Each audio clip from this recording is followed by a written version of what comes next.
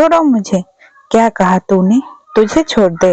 वो आदमी अवनी के बाल पकड़ते हुए कहता है, बहुत नुकसान किया था तूने उस दिन विद्युत भाई का, अब तू ही वो सारा नुकसान भरेगी। तेरी अब बोटी बोटी तक बेच खाएंगे हम लोग। यह सुनकर अवनी को वह मंजर याद आता है। हर तरफ आग जल रही थी, बच्चियों की चीखने चिल्लाने की आवाजें, यह सब याद आते ही अवनी की आंखों से आंसू बहते हैं और वो डर से बेहोश हो जाती है। कुछ देर पहले अवनी को सुलाने के बाद सौर वहां से निकल जाता है। कुछ देर बाद कुछ गाड़ियां एक सुनसान मैदान में आकर रुकती है। एक गार्ड जल्दी से आकर सौर के लिए उसकी गाड़ी का दरवाजा खोलता है। सौर गाड़ी से बाहर आकर अपने चौपर की तरफ बढ़ता है और कुछ ही देर में चौपर ऊपर आसमान की तरफ उड़ जाता है। अगले दिन अवनी की नींद खुलती है तो वह खुद को खुद के कमरे में पाती है। यह देखकर अवनी को याद आता है कि सौर्य तो आज जर्मन जाने वाला था। अवनी अपनी घड़ी में टाइम देखती है और कहती है, अभी तक तो वह निकल गए होंगे। कुछ देर बाद अवनी फ्रेश होकर दादी के रूम में जाती है और दादी को एक्सरसाइज के लिए नीचे गार्डन में लेकर चली जाती है। अपने रोज के रूटीन को फॉलो कर अब वह दादी को लेकर अंदर जाती है तो वहाँ सिम्मी उन्हें मिल जाती है और दादी से कहती है, माँ शौर्य कहाँ है? वो कल से मुझसे नहीं मिला। किंजल बता रही थी कि वह रात को घर आया था। दादी, पता नहीं, शायद अपने रूम में होगा पुत्र। उन दोनों की बात सुनकर अवनी अचानक बोल पड़ती है, नहीं, वह तो आज सुबह ही जर्मन के लिए निकल गए। अवनी के मुंह से शौर्य के जाने की बात सुनकर दादी और सिमी उसी की तरफ देखने लगते हैं। तभी सिमी कहती है, यह बात तुम्हें कैसे पता है कि शौर्य जर्मन चला गया है? यह बात तो मुझे और माँ को भी नहीं पता है। यह सुनकर अवनी को समझ नहीं आता कि वह क्या बोले। तभी पीछे से साहिल आते हुए कहता है, वो बुआ, मैंने उसे बताया था सुबह शौर्य घर पर नहीं है। सिमी, ठीक है, आप लोग जल्दी से नहा धोकर नीचे आ जाओ, मैं तब तक आरती की तैयारी करती हूँ। सिमी की बात सुनकर कुछ देर में सब लोग मंदिर में आ जाते हैं। यहाँ तक कि निहारिका, नीलिमा, अनूप और निकिता भी नीचे आए हुए थे। सिमी आरती शुरू करती है और एक एक करके सब आरती करते हैं। लास्ट में किंजल, निकिता, अवनी ही बचे थे। किंजल आरती करते हुए अवनी की तरफ आरती की थाली बढ़ाने के लिए हाथ आगे करती ही है कि तभी निकिता, जो शौर्य की ताई की बेटी थी और बचपन से साहिल को पसंद करती थी, लेकिन साहिल उसे देखता भी नहीं था। ऊपर से जब से अवनी आई थी तब से साहिल शौर्य के डर से हमेशा अवनी का ख्याल रखता था। इसलिए निकिता अवनी से जलती थी और उसे हमेशा नुकसान पहुंचाना चाहती थी। निकिता एकदम से आगे आकर वह थाल पकड़ लेती है। निकिता आरती करते हुए देखती है कि आरती की जोत के नीचे का सारा घी जल गया है और वह काफी गर्म भी है। अचानक निकिता के दिमाग में कुछ आता है और वो आरती की थाल जानबूझकर अवनी की तरफ बढ़ाते हुए उसे थोड़ा टेढ़ा कर देती है। निकिता आरती करते हुए देखती है कि आरती की जोत के नीचे का सारा घी जल गया है और वो काफी गर्म भी है। अचानक निकिता के दिमाग में कुछ आता है और वो आरती की थाल जानबूझकर अवनी की तरफ बढ़ाते हुए उसे थोड़ा टेढ़ा कर देती है, जिससे वह गर्म घी अवनी के पैर पे गिरता है। पर तभी साहिल अवनी को पीछे खींच लेता है, जिससे उसका हाथ लगने से वह थाल उल्टी होकर निकिता पर ही गिर जाती है। निकिता के पैर पर वो गर्म घी गिरने से निकिता एकदम से चिल्लाने लगती है। उसके चिल्लाने की आवाज सुनकर नीलिमा जल्दी से निकिता के पास आती है। नीलिमा निकिता का पैर देखते हुए कहती है, निकी, क्या हुआ? वहीं साहिल अवनी से कहता है, तुम ठीक हो? अवनी हाँ में सर हिलाते और निकिता की तरफ देखती है। दादी ये देखकर कहती है, यह सब क्या हो रहा है? नीलिमा रोते हुए कहती है, भाई जी, आपको दिख नहीं रहा है कि आप इस लड़की की वजह से मेरी निक्की का पैर जल गया है? फिर एक सर्वेंट को आवाज देते हुए कहती है, जल्दी से बर्फ लेके आओ। निकिता रोते हुए कहती है, मॉम मॉम, मुझे बहुत दर्द हो रहा है, मेरा पैर बहुत जल रहा है, ये सब इस अवनी की वजह से हुआ है। निकिता की बात सुनकर अवनी हैरान होकर कहती है, पर मैंने क्या किया? नीलिमा अवनी के सामने आकर गुस्से से उस पर चिल्लाते हुए कहती है, एक तो तू इतने बड़े बड़े कांड करती है, ऊपर से कहती है कि मैंने क्या किया। तेरे जैसे बेशरम लड़की मैंने आज तक दुनिया में नहीं देखी। यह देखकर साहिल कहता है, एक मिनट, आप लोगों की प्रॉब्लम क्या है? क्यों हर वक्त अपने को ही आप हर चीज के लिए ब्लेम करते रहते हो? अगर इस घर में कोई भी प्रॉब्लम हो बस आप चढ़ जाते हो उस पर दाना पानी लेकर। इन सब में अपने की क्या गलती है? इनफैक्ट गलती तो सारी यह निकिता की है। उसे ध्यान से आरती की थाल पकड़नी चाहिए थी। अगर मैं अपने को पीछे नहीं खींचता तो अभी उसका पैर भी इसी से जल जाता। साहिल की बात सुनकर नीलिमा कहती है, वह क्या बात है? फिर वह दादी की तरफ देखते हुए कहती है, देख रही हैं दादी, आप इस लड़की के लक्षण। इसे आए हुए अभी पूरे 2 महीने भी ठीक से नहीं हुए और ये इस घर के लड़के को अच्छे से फंसा चुकी है अपने रूप रंग के जाल में। यह सुनकर अपनी की आंखों से आंसू आ जाते हैं। दादी चिल्लाते हुए कहती है, बस बहुत हो गया। नीलिमा, तुम अपनी जबान को संभाल कर बात करो। तुम ऐसे किसी लड़की के ऊपर कीचड़ नहीं उछाल सकती। तभी नीलिमा रोते हुए कहती है, सिमी, तुम भी इस लड़की का साथ दे रही हो। देख नहीं रही हो क्या? इस लड़की की वजह से मेरी निक्की का पूरा पैर जल गया है। सिमी कुछ कहती उससे पहले किंजल बोल पड़ती है, अरे कैसी हैं आप दोनों? साहिल ने कहा ना कि इसमें अपनी की कोई गलती नहीं थी। गलती तो निकिता की थी। एक बार भी आप निकिता के लिए कुछ नहीं कह रहे, बस अपनी के पीछे पड़े हुए हैं। तभी अक्षत भी कहता है, बस बहुत हो गया। अक्षत देखता है कि अवनी रो रही है तो वो कहता है, माही किंजल, तुम अवनी को लेकर चलो यहाँ से। वैसे भी मंदिर के सामने मैंने पहली बार इतने नेगेटिविटी देखी है। निकिता रोते हुए साहिल की तरफ देखती है और कहती है, साहिल, मेरे पैर में बहुत दर्द हो रहा है, क्या तुम मुझे मेरे रूम तक छोड़ आओगे प्लीज? साहिल निकिता को छोड़ने जाना तो नहीं चाहता था, पर तभी दादी कहती है, साहिल जा पुत्र, तू उसे इसके कमरे तक छोड़ा और अक्षत तू डॉक्टर को फोन कर ले। साहिल दादी की बात मानकर निकिता को अपनी गोद में उठाकर ऊपर उसके रूम तक लेकर जाता है। वहीं किंजल को यह देखकर बहुत गुस्सा आ रहा था। अपनी किचन में आकर रो रही थी। तभी माई उसके पास आकर कहती है, अपनी चुप हो जाए यार, तुम उनकी बात सुनकर रो रही हो। तुम तो जानती ही हो ना, वो तो ऐसे ही हैं।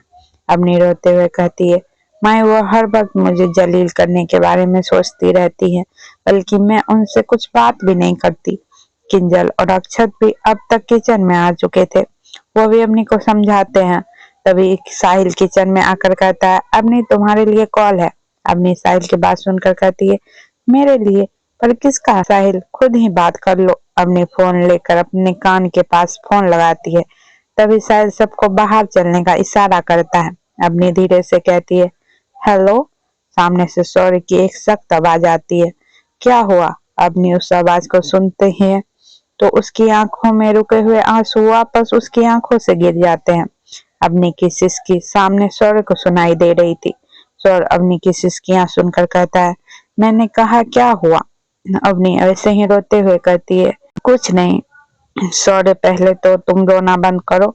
अपनी अभी भी रोए जा रही थी। वो रोते हुए कहती है, मैं रोना तो नहीं चाहती, पर पता नहीं क्यों मुझे रोना आ रहा है। सॉरी ये सुनकर कहता है, ठीक है, मैं वापस आ रहा हूँ। यह सुनकर अपनी जल्दी से अपने आंसू साफ करते हुए कहती है, नहीं, मैं अब ठीक हूँ, आप प्लीज ऐसा मत आइए। सौर्य को जब महसूस होता है कि अपनी अब नहीं रो रही तो वह कहता है, अब तुम ठीक हो अपनी जी? यह सुनकर सौर्य बोलकर कॉल कट कर देता है। सौर्य से बात करने के बाद अपनी अब काफी हल्का महसूस कर रही थी।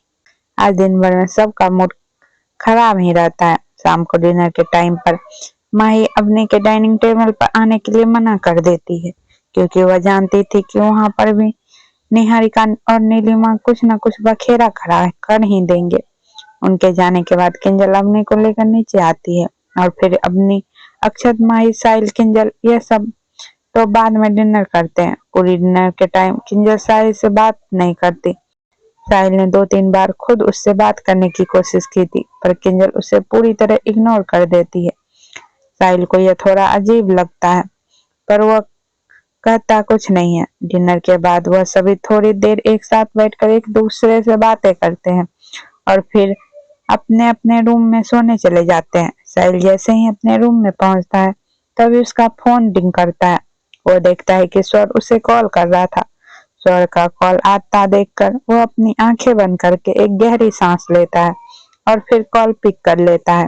साहिल हेलो भी नहीं करता कि तभी सामने से स्वर की बेहद खतरनाक आवाज उसके कानों में पड़ती है। तुम्हें वहाँ किस लिए रखा गया है? साहिल थोड़ा घबराते हुए कहता है। अपनी की हिफाजत के लिए, और वो भी तुम नहीं कर पा रहे हो। साहिल, नहीं सॉरी, ऐसी बात नहीं, वो मेरा ध्यान नहीं गया ना उस वक्त, बस। सॉरी, ये तुम्हारे लिए लास्ट वार्निंग है, वरना इसके बाद मैं तुम्हें ऐसी जगह भेजूंगा जहाँ तुम्हें इंसान देखना तक नसीब नहीं होंगे। यह बोलकर सौरभ फोन कट कर देता है। सौरभ के कॉल कटते ही साहिल अब खुलकर सांस लेता है, जो अभी तक वह नहीं ले पा रहा था। साहिल अपने माथे पर आई पसीने की बूंदों को साफ करते हुए कहता है, यह इंसान तो पहले से भी ज्यादा खतरनाक होता जा रहा है। अपने के लिए सौरभ का जुनून दिन पर दिन बढ़ता ही जा रहा है। यह बोलकर साहिल सुबह की याद आती है, जब सब लोग मंदिर में थे। वह सौरभ से ब्लूटूथ से कनेक्टेड था। सौरभ ने पूरे घर में पहले से ही कैमरा लगवाए थे, पर आज वह उनका यूज खुद कर रहा था अपने को देखने के लिए, वरना इन सारे कैमरे को सिक्योरिटी रूम से में ही देखा जाता था। यहाँ पर अलग अलग शिफ्ट में गार्ड बैठे होते थे, पर सौर्य ने अपने को देखने के लिए अब उनका यूज किया था। सौर्य ने सुबह अपने से बात करने के लिए साहिल को कॉल किया था, पर जब साहिल ने उससे बताया कि वह इस वक्त मंदिर में है, तो सौर्य कैमरा ऑन कर अपने को देखने लग गया था और उसने कॉल भी डिस्कनेक्ट नहीं किया था। यह देखकर साहिल को बहुत हैरानी हुई थी, क्योंकि सौर्य का एक एक मिनट बहुत कीमती था। सौर्य से एक मिनट मिलने के लिए इस देश और इस देश से बाहर बड़े बड़े लोगों तक को कई महीने तक इंतजार करना पड़ता था, तब जाकर उन्हें सौर्य का एक डेढ़ मिनट नसीब होता था। और यहाँ सौर्य अपनी, जो कि एक मामूली सी लड़की थी, उससे बात करने के लिए इंतजार कर रहा था। जब सौर्य देखता है कि निकिता ने वह थाल टेढ़ा कर दिया है और वह उस थाल को अपनी की तरफ बढ़ा रही है, उसने उसी वक्त साहिल से कहा, अपनी को पीछे खींचो। साहिल ने सौर्य के कहते ही अपनी को पीछे खींच लिया। उसके बाद सौर्य ने वहां जो कुछ भी हुआ सब देखा और सुन भी लिया था। अब साहिल अपनी सोच से बाहर आता है और अपनी विडो के पास जाकर खड़ा हो जाता है और अपने मन में कहता है, आई होप कि अपनी सौर्य को जिंदगी की कीमत का एहसास करा पाए। अब ऐसे ही एक एक दिन निकल जाता है और इन बीतते दिनों के साथ अपनी की बॉन्डिंग किंजल और अक्षत के साथ काफी अच्छी हो गई थी। इस पूरे हफ्ते उसकी उस दिन के बाद से सौर्य से दोबारा बात नहीं हुई थी। आज सैटरडे था, तो अक्षत रात को सबको पब चलने के लिए कहता है। सब मान जाते हैं, पर अपनी जाने से मना कर देती है। अपनी के मना करने से किंजल तो उसे मनाने के लिए उसके पीछे ही पड़ जाती है। अपनी काफी देर तक ना नुकुर करते रहती है, पर फिर दादी कहती है, अरे पुत्र, जब सब बच्चे जा रहे हैं तो तू भी चली जा। अपनी जाना तो नहीं चाहती थी, पर फिर उसे लगता है कि उसके दादी के कहने के बाद भी अगर वह मना करेगी, कहीं सभी घर वाले को उस पर शक न हो जाए, इसलिए अपनी जाने के लिए हाँ कर देती है। अपनी के हाँ कहते ही सब लोग खुश हो जाते हैं। शाम को सब लोग रेडी होकर नीचे आते हैं। साहिल ने इस वक्त एक ब्लैक टी शर्ट और ब्लू जींस पहनी हुई थी, वहीं अक्षत ने व्हाइट फिटिंग टी शर्ट और बाहर से हाफ जैकेट और नीचे से क्रीम कलर की पैंट पहनी हुई थी। तभी माही रेडी होकर नीचे आती है। अक्षत की नजर माही पर ही टिक जाती है। माही हमेशा जींस और सिंपल सी टी शर्ट पहने हुए रहती थी, पर आज उसने ब्लैक कलर की शॉर्ट फिटिंग ड्रेस पहनी हुई थी। अक्षत उसे नीचे आते हुए देखा जा रहा था। माही नीचे आकर अक्षत आंखों के आगे चुटकी बजाते हुए कहती है, अगर तार ना हो गया हो तो अपनी पल के झपका सकते हो, वरना आंखों में दर्द हो जाएगा। माही की बात सुनकर साहिल हंसने लगता है और अक्षत अपना गला साफ करते हुए कहता है, मैं तार थोड़ी ना रहा था, मैं तो बस देख रहा था। माही, हाँ वो तो पता चल रहा है। तभी ऊपर से अपनी और किंजल नीचे आ रहे थे। किंजल ने पर्पल ए लाइन फिटिंग शॉर्ट ड्रेस पहनी हुई थी और अपनी ने ऊपर से स्किन कलर का वी नेक टॉप और नीचे ब्लैक शॉर्ट स्कर्ट पहनी हुई थी। अपनी के लंबे बालों को कर्ल किया हुआ था, अपनी बहुत प्यारी लग रही थी। साथ ही किंजल भी उनके नीचे आते ही साहिल किंजल से कहता है, वैसे मुझे नहीं पता था कि तुम कभी किसी ड्रेस में अच्छी भी लग सकती हो किंजल, पर मुझे यह बात अच्छे से पता था कि तुम कभी किसी कपड़े में स्मार्ट नहीं लग सकते। तभी अक्षत कहता है, अच्छा ठीक है ठीक है। अब लड़ना बंद करो और चलो चलते हैं वरना लेट हो जाएगा। अब वह सब घर से निकल जाते हैं। कुछ देर में वह क्लब में पहुंचते हैं। यह मुंबई का काफी हाई फाई क्लब था। अपनी आज से पहले कभी क्लब नहीं आई थी तो उसे कुछ नया ही लग रहा था पर सब लोग उसके साथ थे तो अवनी कुछ भी बुरा नहीं लग रहा था। कुछ कुछ देर बाद सभी डांस फ्लोर पर डांस करते हैं। किंजल, माही और अवनी एक दूसरे के साथ डांस करते हुए काफी एंजॉय कर रहे थे। तभी कपल डांस शुरू हो जाता है। अवनी ये देखकर कहती है, अच्छा तुम चारों डांस करो, मैं तब तक रेस्ट रूम होकर आती हूँ। अवनी की बात सुनकर साहिल कहता है, नहीं तुम अकेले मत जाओ, माही या किंजल में से कोई तुम्हारे साथ चला जाएगा। अवनी साहिल की बात सुनकर हंसते हुए कहती है, साहिल मैं कोई बच्ची थोड़ी ही ना हूँ जो तुम मेरे इस तरह से फिक्र कर रहे हो। चलो मैं बस अभी आती हूँ। यह बोलकर अवनी वहां से चली जाती है। अवनी वॉशरूम से बाहर आ रही होती है तभी उसे एक रूम से किसी के सिसकने की आवाज आती है।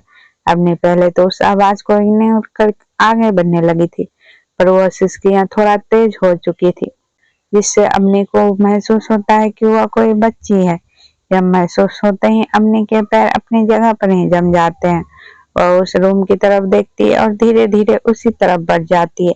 अवनी धीरे से उस रूम का दरवाजा खोलकर देखती है तो उसकी आंखें हैरानी से फैल जाती है जिससे महसूस होता है कि वह कोई बच्ची है। यह महसूस होता है अवनी के पैर अपनी जगह पर ही जम जाते हैं।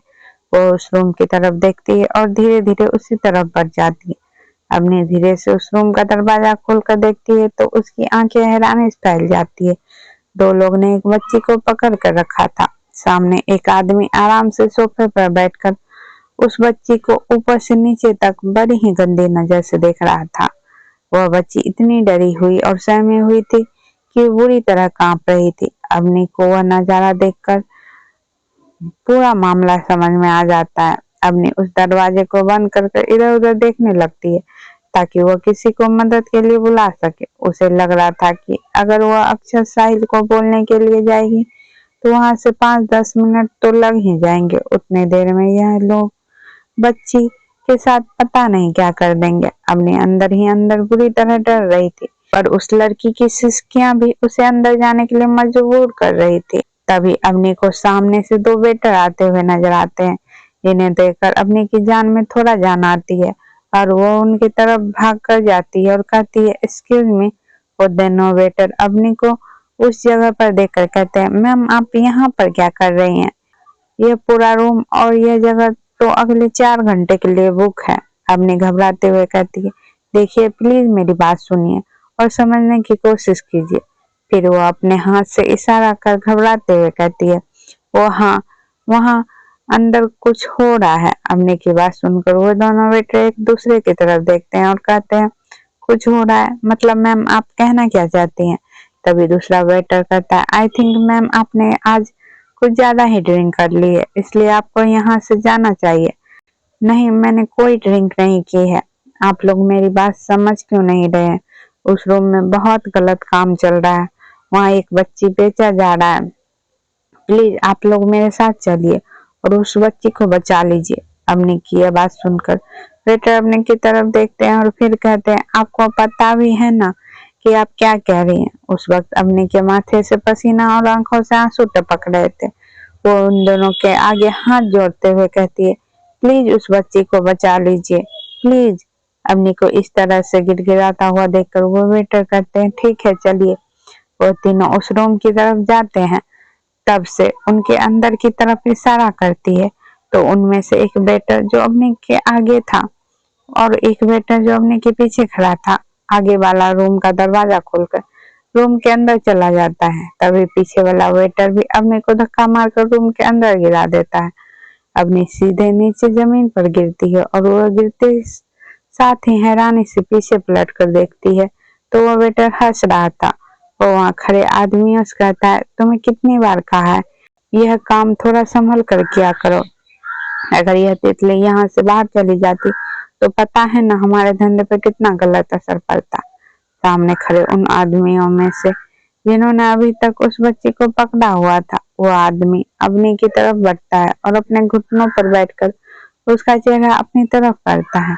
अवनी का चेहरा देखते हैं उसकी आंखें हैरानी से बड़ी हो जाती है। तो इस साली को हम पिछले 3 महीने से हर जगह ढूंढ रहे हैं और यह कमीनी यहाँ छिपी हुई थी। उस आदमी की बात सुनकर अवनी की डर से हालत खराब हो जाती है।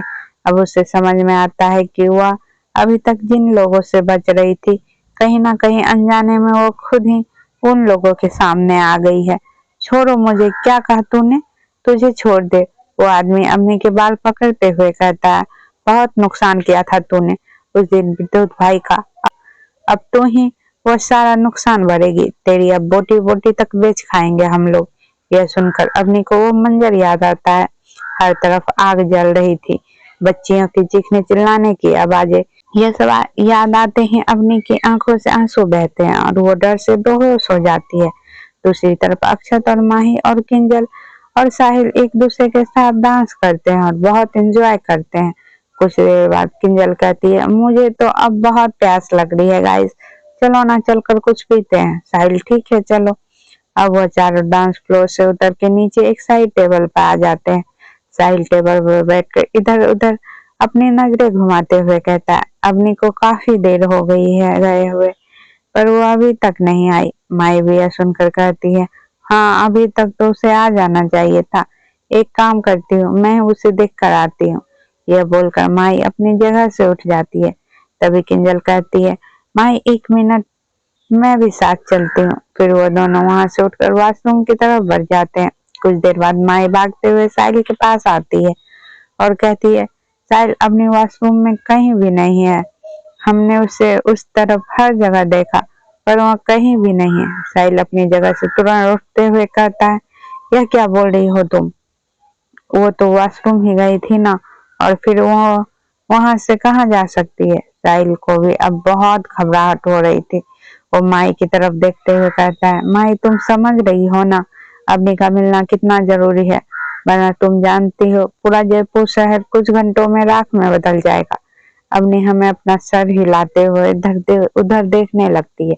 यहाँ बेहोश अवनी को और उस बच्ची को वो लोग एक जगह पर लेकर आते हैं। अवनी के हाथ और पैर एक रस्सी से बांधकर वो उस बच्ची को दूसरे रूम में लेकर जाते हैं।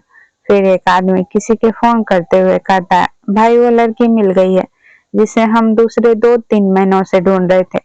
सामने से एक बहुत सख्त आवाज आती है, मैं आ रहा हूँ, इस बार वो लड़की भागनी नहीं चाहिए।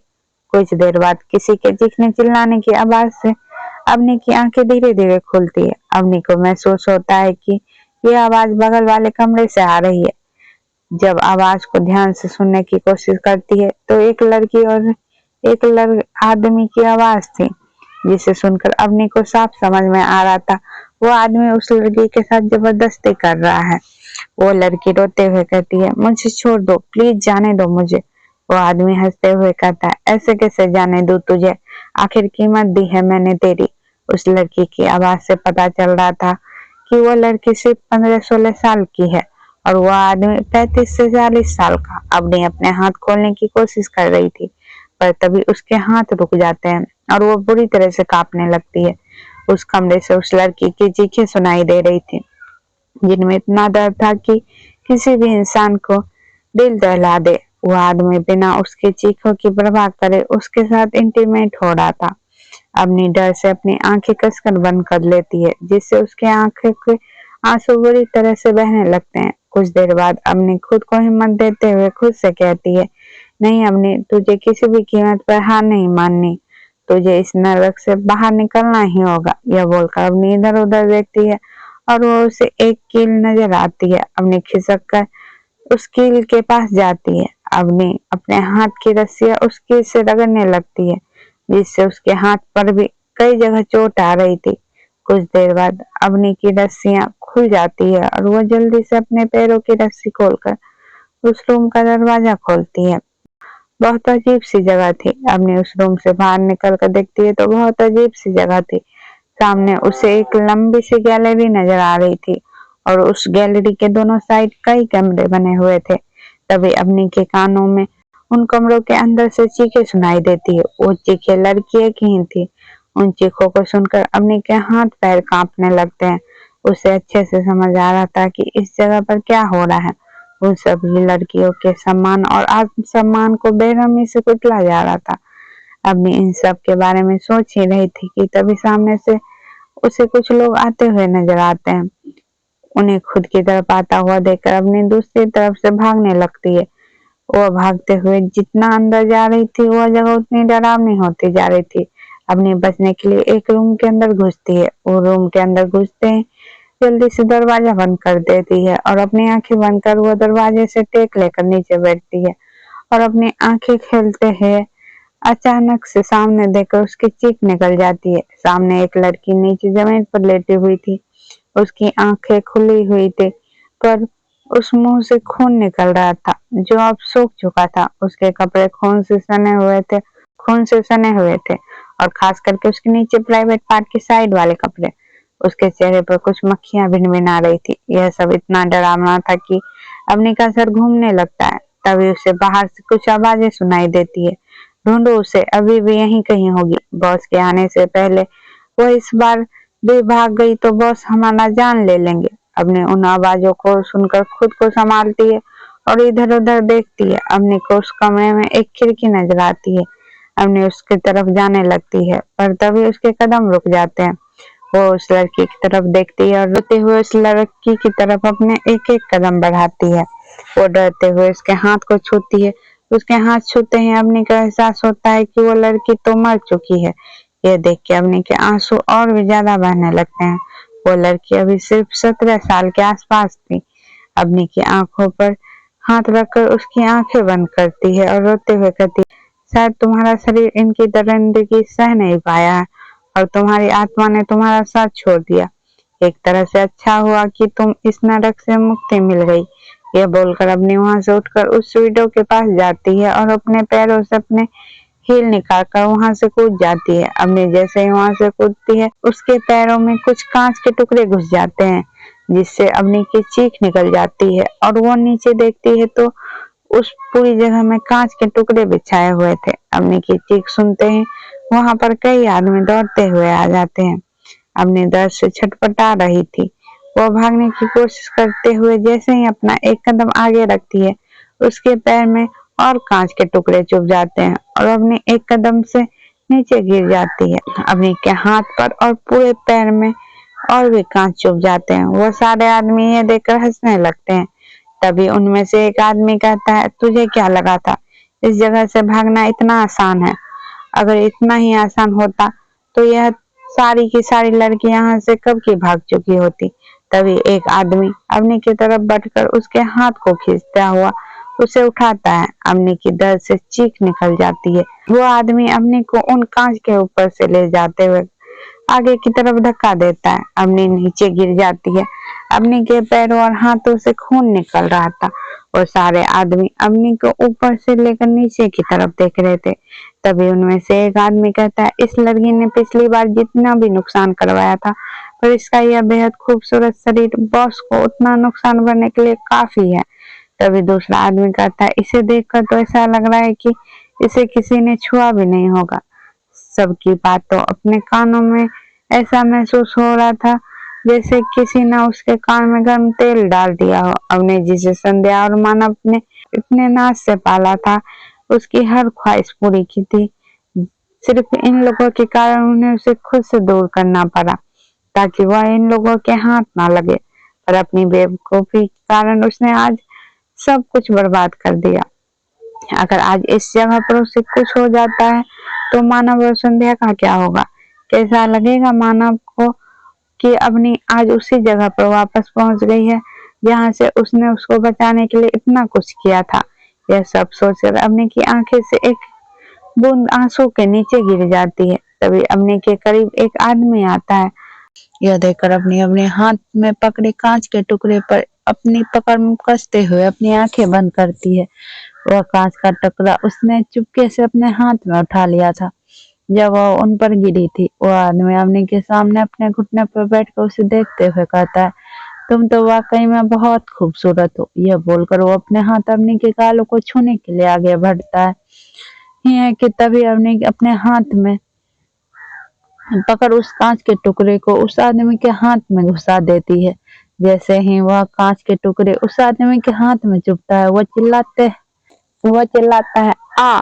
उसके चिल्लाते ही अवनी उसके अपने दोनों हाथों से उसके सीने पर मारकर उसको पीछे धक्का दे देती है। वहां पर खड़े और आदमी अपने साथी की चीख सुनकर उसके पास आते हैं। यह मौका देकर अवनी अपने दर्द को सहते हुए वहां से उठकर भागने की कोशिश करती है।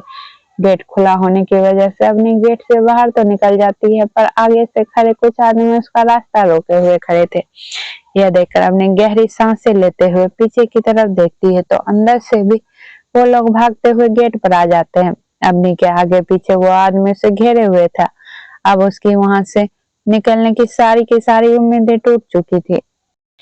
अब अवनी ने सोच लिया था वो उन लोगों के हाथों में आ जाने से अच्छा अब वह खुद खुद ही खुद के हाथों से जान ले लेगी। अवनी यह सोच कर कि आज के बाद वह किसी भी अपने को नहीं देख पाएगी। अवनी की आंखों से आंसू बहने लगते हैं, अपने घुटनों पर बैठ जाती है। अब उसकी सारी शक्तियां, उन लोगों से लड़ने का जज्बा सब खत्म हो चुका था। अवनी अपने हाथ में पकड़ दूसरे कांच के टुकड़े को देखती है और अपनी आंखों में आंखें बंद कर एक गहरी सांस लेती है। तभी वहां पर एक आवाज आती है और आसपास काफी तेज हवाएं चलने लगती है। उस आवाज को सुनकर अवनी अपना सर उठाकर ऊपर की तरफ देखती है तो ऊपर उसे एक चौपर नजर आता हुआ है। फिर एक के बाद एक उसे 5-6 चौपर नजर आने लगते हैं और आसपास की हवाएं देते हुए जाते हैं जैसे कोई तूफान आने वाला हो। उस कांच के टुकड़े को अपनी गर्दन पर रखकर उसे अपनी गर्दन में धंसाने के लिए तैयार थे। तभी सभी चौपर चारों तरफ से नीचे की तरफ आते हैं और एक चौपर अवनी के पास यानी बीच में नीचे आता है, जिससे अवनी के दोनों तरफ खड़े आदमी काफी पीछे हो जाता है। अवनी की आंखों की नमी अब सूख चुकी थी। उसे बस एक चीज ही नजर आ रही थी और वो थी अपनी मौत। अवनी बिना पल के झपकाए उस चौपर को देख रही थी। तभी उसके सामने का दरवाजा खुलता है। अपनी ब्लैक 3 पीस सूट में एक आदमी बहुत ही एरोगेंट तरीके से बाहर निकलता है। उसके पैरों में उसके ब्लैक कलर के ब्रांडेड शूज चमक रहे थे। उस आदमी का ब्लेजर इस वक्त हवा से उड़ रहा था, साथ ही उसके बाल भी। अपने सामने आते इंसान को देखकर अपनी पल के 1 से 2 बार जब झपकाती है ताकि वह खुद को विश्वास दिला पाए कि वह सच में उस इंसान को देख रही है। सामने आ रहे उस इंसान के चेहरे पे कोई भी एक्सप्रेशन नजर नहीं आ रहे थे, ना ही उसकी आंखों में कोई भी इमोशन नजर आ रहा था। पर भी उसकी आंखें वहां खड़े आदमी के दिल में एक सिरहन पैदा कर रही थी, सिवाय अवनी के। जितना वह इंसान अवनी के करीब आता जा रहा था उतना ही अवनी के आंखों के आंसू बहने लगते थे और रोते हुए अपनी आंखें कसकर बंद कर लेती है। उसे विश्वास नहीं हो रहा था अपनी किस्मत पर। अवनी अपने आंखें खोलकर देखती है तो वह इंसान उससे बस कुछ ही कदमों से दूरी पर था। यह देखकर अवनी अपने सारे हिम्मत जोड़कर खड़े होने की कोशिश करती है, पर एक आदमी आगे रखे ही उसके पैर पर लड़खड़ा जाता है और वह जैसे तैसे गिरने वाली होती है। सामने वाला इंसान उसे अपनी बाहों में थाम लेता है। अवनी उसकी बाहों में आते ही खुद को अब पूरी तरह से महसूस समझ रही थी। जिन लोगों ने अवनी को अभी तक घेरा हुआ था उन सारे आदमियों को ब्लैक सूट पहने सभी गार्ड्स ने अपने गन पॉइंट पर ले लेते हैं। तभी वहां पर अक्षर, साहिल और अंकित भी आ जाते हैं। अवनी को सर के बाहों में देखकर सब लोग एक चैन की सांस लेते हैं। अवनी सौर्य को देख रही थी कि सौर्य तुरंत उसे कसकर अपने सीने से लगा लेता है। अवनी भी रोते हुए सौर्य के सीने से खुद को पूरी तरह छुपा लेती है। सौर्य कुछ देर में अवनी को अपनी बाहों में उठाकर एक नजर उसे पूरी जगह को देखता है और अपनी कर्कश आवाज में बिल्कुल सीरियस होकर कहता है, आग लगा दो इस पूरी जगह को। सौर्य की बात सुनकर अवनी, जो सौर्य के सारे सीने पर सर रखे हुए थे, वो अपनी गर्दन उठाकर सौर्य को देखती है और कहती है, नहीं, यहाँ पर बहुत सारी मासूम बच्चियां हैं, उन्हें बचा लीजिए प्लीज। सौर्य की बात सुनकर अंकित की तरफ देखता है और अवनी को लेकर चौपर की तरफ चला जाता है। उन दोनों के बैठते ही चौपर वहां से उड़ जाता है और कुछ देर में सबकी नजरों से दूर चला जाता है। अक्षर जो अब तक सारा अपनी आंखों फाड़ और मुंह खोल देख रहा था। वह अब जाकर अपनी रुकी हुई सांस बाहर छोड़ता है और अक्षर साहिल और अंकित से कहता है, तुम दोनों मुझे जरा पिंच करो। तुम दोनों विश्वास नहीं मानोगे कि मैंने अभी अभी अपने ख्यालों में यहाँ क्या होता हुआ देखा। स्वर एक लड़की को अपनी बाहों में उठाकर यहाँ से लेकर चला गया। वो ऐसे कैसे कर सकता है? वो तो कभी किसी से बात तक नहीं करता। फिर अक्षर अपने सरनामे में हिलाते हुए कहता है, नो नो नो, लगता है मैं पागल हो रहा हूँ। ऐसे कैसे हो सकता है? अंकित अक्षत को ऐसे बड़बड़ाते हुए देखकर, इसके सर पे थोड़ा ठंडा पानी डालो, दिमाग चल गया है इसका। फिर अंकित उस जगह जाता है। कुछ ही देर में वहां से सभी लड़कियों को निकाल लिया जाता है। वहां कम से कम 24 से 25 लड़कियां थी। उनमें से सभी 18 साल से नीचे की लड़कियां थी। साहिल और अक्षत उन सारे आदमियों को वहीं पर बांधकर उस पूरी जगह में आग लगा देते हैं। उन सारे आदमियों की चीखें उस जगह पर गूंज रही थी। स्वर अवनी को लेकर कुछ ही देर में हॉस्पिटल पहुंचता है। उसका चॉपर हॉस्पिटल की छत पर रुकता है। वो अवनी को अपनी बाहों में उठाए अभी उसी तरह से बाहर आता है और वहां से नीचे 6 फ्लोर पर जाता है। वह पूरा फ्लोर इस वक्त खाली था। डॉक्टर और नर्स के सिवाय वहां पर और कोई भी नहीं था। अवनी अब तक बेहोशी की हालत में पहुंच चुकी थी। सर उसे अंदर बेड पर रखता है। सारे डॉक्टर पहले से ही उस रूम में सर झुकाकर खड़े थे। सौरभ अवनी को बेड पर रखकर एक तरफ हो जाता है। उसके होते ही सारे डॉक्टर अवनी को घेर कर खड़े हो जाते हैं और अपना अपना काम शुरू कर देते हैं। सौरभ के उस रूम में होने से ही उन सभी डॉक्टर को अपने ऊपर काफी प्रेशर फील हो रहा था, क्योंकि यह बात वह सब अच्छे से जानते थे कि उनकी एक छोटी सी गलती की कीमत उन्हें अपनी जिंदगी देकर चुकानी होगी। अपने के हाथ पर, पैर पर, यहाँ तक कि घुटनों पर काफी कांच के टुकड़े चुभे हुए थे। तभी सौर्य की नजर अपने के हाथ पर जाती है। वह देखता है कि अपने ने अपने हाथ में कुछ पकड़ा हुआ है। यह देखकर सौर्य उसके पास जाता है और उसकी मुट्ठियों को खोलता है। सौर्य को उसमें एक कांच का टुकड़ा मिलता है जिसे अवनी ने कसकर पकड़ा हुआ था, जिससे उसकी हथेलियां भी कट गई थी। यह देखकर सौर्य की आंखों में कुछ बदल जाता है, जिससे उसकी वह नशीली आंखें बेहद डरावनी लग रही थी। सौर्य तुरंत उस रूम से बाहर चला जाता है। यह ख्याल ही उसके अंदर एक आग जला रहा था कि अगर वह टाइम पर नहीं पहुंचता तो शायद अवनी अपनी जान खुद ही लेने वाली थी। सौर्य वहां से सीधे वॉशरूम में जाता है। वह इस वक्त मिरर के आगे खड़ा था और उसके कपड़े पर अवनी के खून के धब्बे नजर आ रहे थे। तभी उसका फोन बजता है और वो अपनी पॉकेट में अपना फोन निकाल कर देखता है तो उस पर एक नाम था, विद्युत।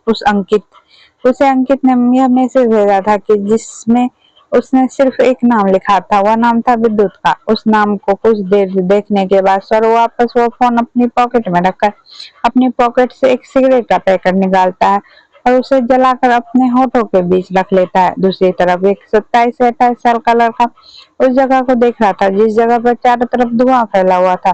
कहीं हल्की हल्की आग की लपटें दिख रही थी तो वो कहीं राख। उसकी आंखें इस वक्त गुस्से से लाल हो चुकी थी, मुट्ठियां कसी हुई थी। तभी उसके पीछे खड़ा आदमी कहता है, बॉस वो लड़कियां यहाँ नहीं है, सिर्फ हमारे ही आदमियों की जली हुई बॉडी मिली है। विद्युत अपने पीछे खड़े आदमियों से अपने दांत पीसते हुए कहता है, पता करो ये लड़की आखिर है कौन। एक बार नहीं बल्कि 2 बार मेरा नुकसान किया है इसने। मुझे अब वो लड़की अपने सामने चाहिए, वो भी किसी भी कीमत पर।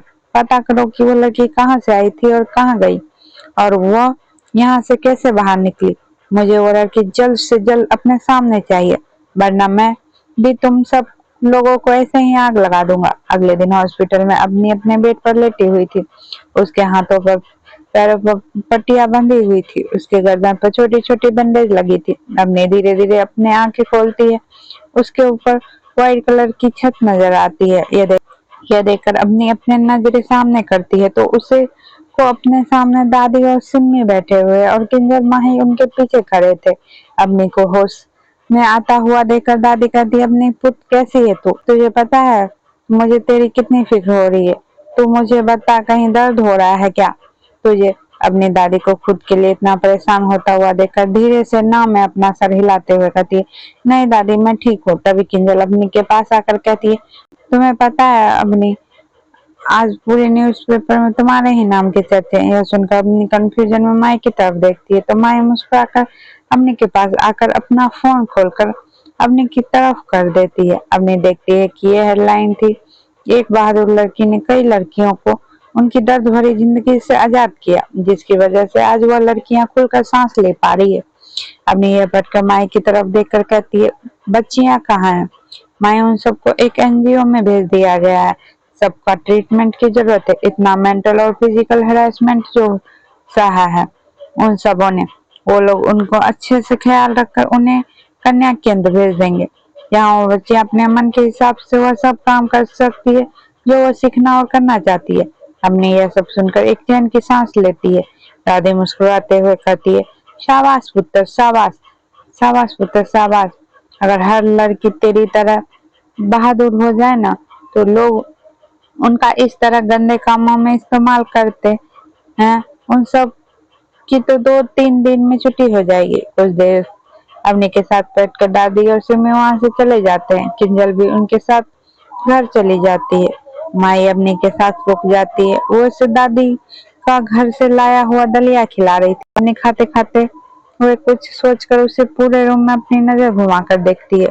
वो पूरा रूम एक वीआईपी रूम था। वह देखने में भी कहीं से किसी हॉस्पिटल का रूम नहीं लग रहा था।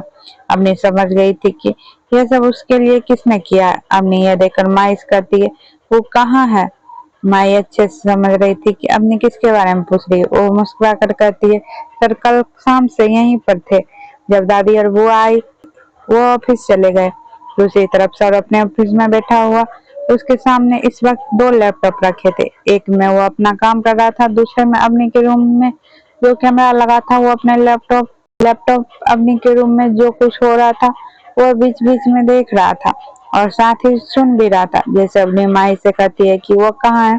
सर की उंगलियां उसके कीबोर्ड पर जल्दी जल्दी पूरी स्पीड से काम कर रही थी। अचानक से वह रुक जाती है और वो गर्दन घुमाकर अपने दूसरे लैपटॉप पर देखता है। सर की नजर अवनी की नजर को देखती है। अवनी बार बार दरवाजे की तरफ देख रही थी, मानो किसी के आने के इंतजार हो उसे। तभी सौर्य के केबिन का डोर नॉक होता है और अंकित अंदर आता है। अंकित सौर्य की तरफ एक फाइल बढ़ाते हुए कहता है, सौर्य ये विद्युत तो बहुत कमीना इंसान है। इसके आदमी कल रात से अवनी को पागल कुत्ते की तरह हर जगह ढूंढ रहे हैं। ये अपने सारे इलीगल काम अपनी लीगल कंपनी के पीछे छुप कर करता है। इसकी इस कंपनी से इसे कुछ फायदा तो होता नहीं है, लेकिन अपने इलीगल कामों से ये बहुत नोट छाप रहा है। सर चुपचाप अंकित की सारी बातें सुन रहा था। दूसरी तरफ शाम को माही को एक कॉल आता है। वो फोन पर बात करने के लिए रूम से बाहर चली जाती है, क्योंकि इस वक्त रूम में अपनी सोई हुई थी। माही के जाते ही एक वार्ड बॉय रूम के अंदर आ रहा था। तभी बाहर खड़े गार्ड उसे अंदर जाने से रोक देता है। उस वार्ड बॉय ने अपने फेस पर एक मास्क लगाया हुआ था। वो गार्ड के रोकने पर कहता है, अंदर पेशेंट की ड्रिप चेंज करनी है। यह सुनकर वह गार्ड उसकी अच्छे से चेकिंग करता है। तभी वहीं पर खड़े दूसरे गार्ड को एक मैसेज आता है और वो उस मैसेज को देखकर उस वार्ड बॉय के पास आकर और उस वार्ड बॉय के पास जाकर कहता है, अपना काम कर, जल्दी बाहर आओ। उस गार्ड की बात सुनकर वो वार्ड बॉय हाँ में से हिलाकर रूम के अंदर चला जाता है। अंदर अवनी सोई हुई थी। वो अवनी के पास जाकर उसकी ड्रिप चेक करता है। वो वार्ड बॉय अपनी को बीच बीच में देख रहा था।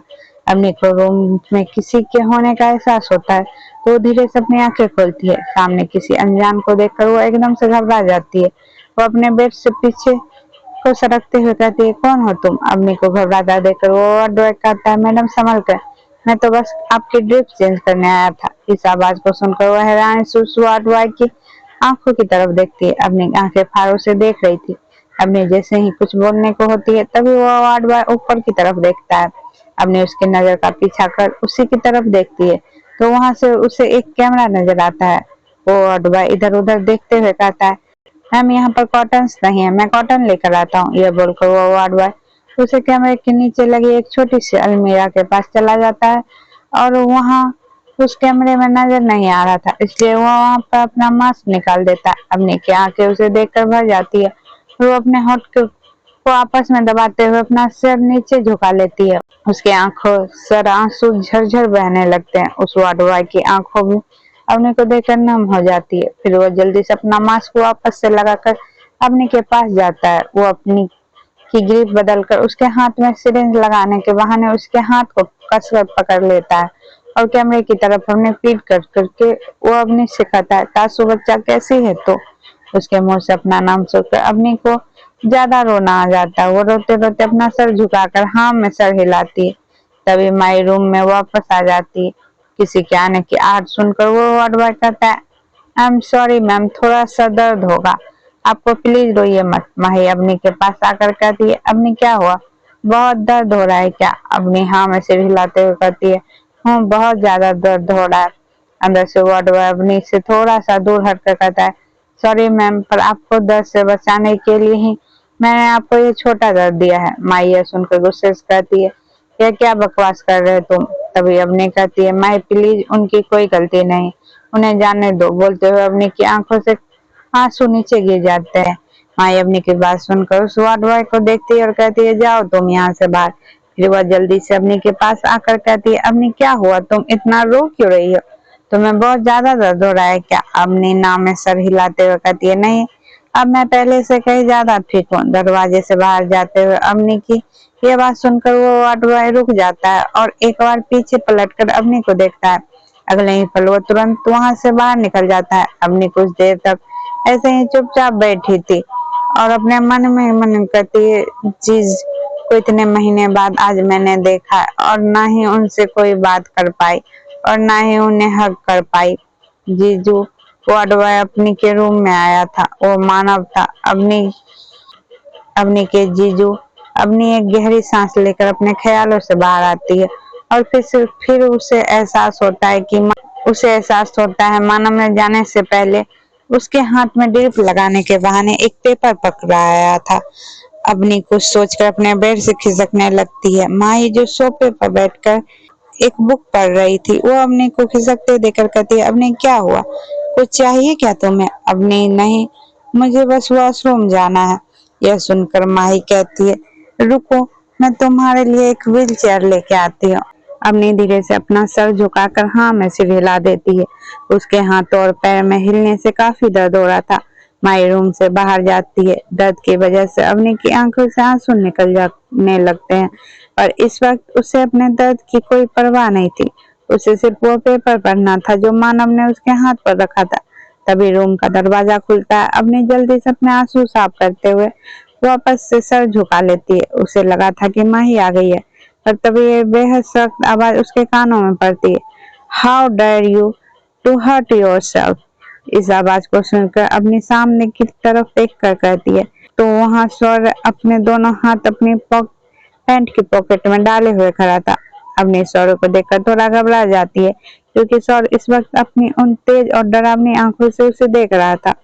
वैसे भी सौर्य की पर्सनैलिटी इतनी दमदार थी कि उसे किसी को भी डराने के लिए कुछ कहने की कभी कोई जरूरत ही नहीं थी, क्योंकि उसका यह काम बहुत आसानी से उसकी वह आंखें ही कर देती थी। अवनी घबरा कर अपने हाथों की मुट्ठियां कस लेती है। सौरभ अवनी को घबराते देखकर एक पल के लिए अपने आंखें बंद करता है, ताकि वो खुद को शांत कर सके। वो सिर्फ अवनी को इस वक्त कोई चोट या दर्द नहीं पहुंचाना चाहता था, वरना उसका इस बात को सोचना ही उसके दिल में एक आग पैदा करने के लिए काफी था कि अवनी खुद की जान लेने वाली थी। यस, यह वह अवनी के पास आकर कहता है, सच सच बताना, अगर मैं वहां पर उस वक्त नहीं पहुंचता तो तुम खुद को नुकसान पहुंचाने वाली थी। अवनी अपने होठों को आपस में दबाकर उस वक्त को याद करती है जब वो खुद की इज्जत को बचाने के लिए खुद को मारने वाली थी। यह याद करते ही उसकी आंखों से दोबारा आंसू बहने लगते हैं और वो धीरे से हाँ में सिर हिला देती है। सिर की सॉरी की यह बात सुनते ही आंखें लाल हो जाती है। वो गुस्से में अवनी की तरफ जैसे ही अपना हाथ बढ़ाती है, तभी अवनी सिसकते हुए कहती है, और मैं क्या कर सकती थी उस जगह पर उन छोटी छोटी बच्चियों को, जब उन लोगों ने इतना टॉर्चर किया था कि कई बच्चे ने अपना दम ही तोड़ दिया होगा। तो आप और मैं सोच भी नहीं सकते कि वो मेरे साथ क्या क्या करते। यह बोलकर अवनी और ज्यादा रोने लगती है। सौरभ का जो हाथ अवनी की तरफ बढ़ा था, वो उस हाथ को मुट्ठी कस लेता है। अवनी का रोना उसे बिल्कुल भी अच्छा नहीं लग रहा था। वो अवनी के सामने खड़े होकर कहता है, तुम्हें मैं कभी भी कुछ भी होने नहीं दूंगा। अब अपने सौर्य की आवाज सुनकर एकदम अपने हाथ सौर्य की कमर पर लपेट कर रोने लगती है और कहती है थैंक यू। जब मुझे लगा कि अब मेरे पास और कोई भी तरीका नहीं है खुद को बचाने का, तब आप वह इंसान थे जो मेरी मौत और उन लोगों के बीच दीवार बनकर खड़े हो गए थे। सौरभ ने की आवाज सुनकर उसके सर पर हाथ रखते हुए कहता है आज के बाद कभी भी किसी भी हालत में अगर आपके दिमाग में मरने का ख्याल भी आया तो मेरी एक बात याद रखना कि मैं ही तुम्हें जान से मार दूंगा, समझी तुम। अपने किसी छोटे से पप्पी की तरह अपना सर सौर्य की तरफ ऊपर करते हुए हाँ में सिर हिला देती है। यह देखकर सौर्य का दिल की धड़कनें बढ़ जाती है। फिर वो अवनी से कहता है तुम्हें वॉशरूम जाना था। अवनी को याद आता है कि उसे तो वॉशरूम जाकर वह लेटर पढ़ना था।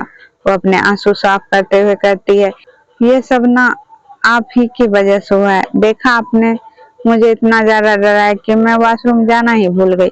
सर अपने पॉकेट से अपनी हैंकी निकालकर अपने के चेहरे को अच्छे से साफ करते हुए कहता है चलो मैं तुम्हें ले चलता हूँ। यह बोलकर वो अपने को बाहों में उठाकर वॉशरूम के अंदर ले जाता है और उसे वहां छोड़कर बाहर आ जाता है।